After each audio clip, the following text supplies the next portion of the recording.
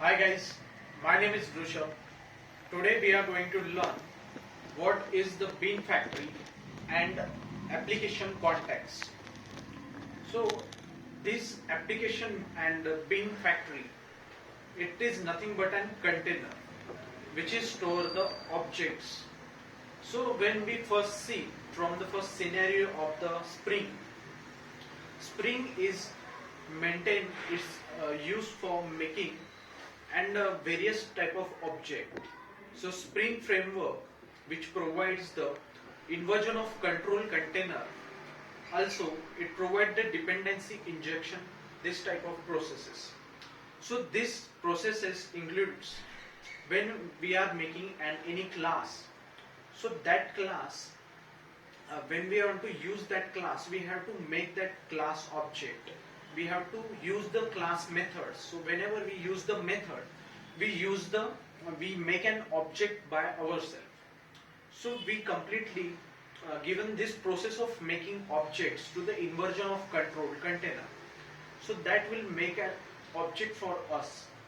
So that inversion of control IOC is the various type of objects of the classes in our program, in our project.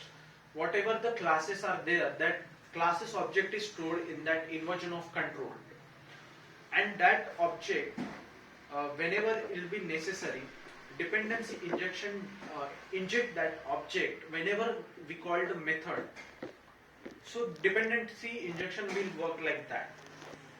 So in the container of the content container, inversion of content container, there are the two processes. Means our Spring will be store that objects in the bean factory. It will make the bean factory will make the new object.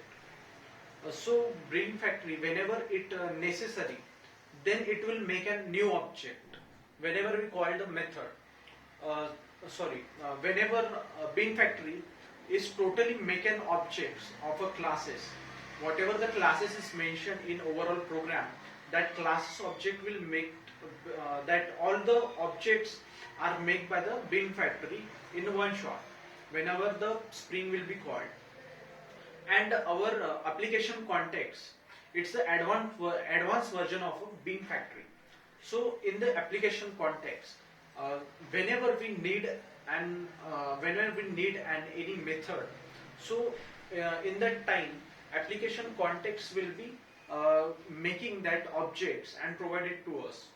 So in that condition, application context will be work. So it is also provide a various type of security and manage the data.